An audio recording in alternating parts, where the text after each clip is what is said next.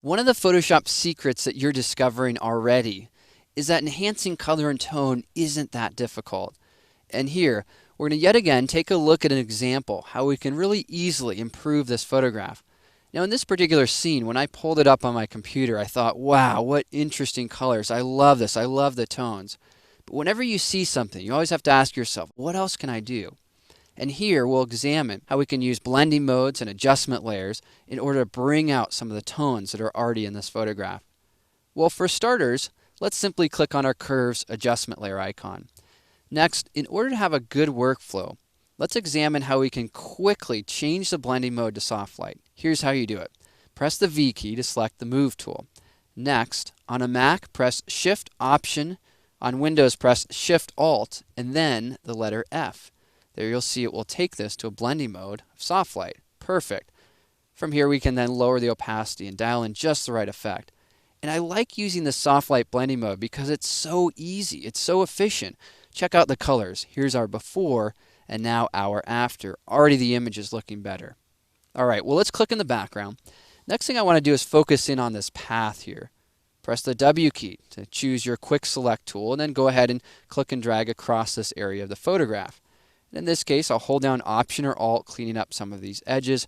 I just want a nice selection here on this area of the image. One of the things that's great about the Quick Select tool is it allows us to work incredibly quickly. Alright, well next step, I'll click on my topmost layer. Then I'll click on the Adjustment layer icon and we're going to use Color Balance.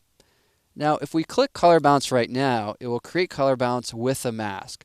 Therefore, if we go into our highlights and make an adjustment, it's only going to affect this area of the photograph. We can really bring out some of those nice bright yellows there.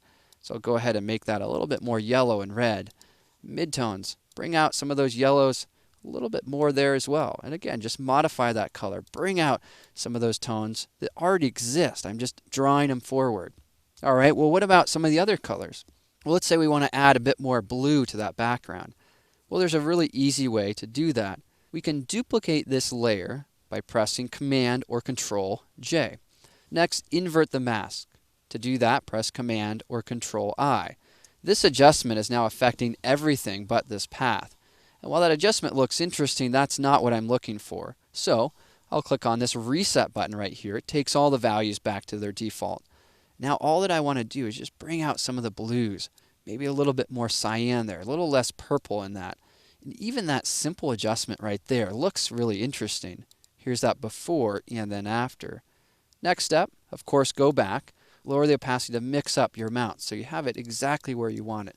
Just modify all of these till you get a really nice color combination.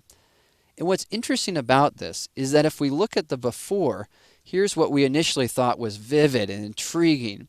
And now with just a few small adjustment layers, here's what we've arrived at.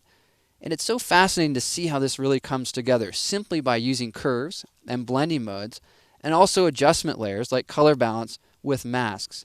And by limiting where we're adjusting, we can really come up with some intriguing results. Once again, here we have it, our before and then after.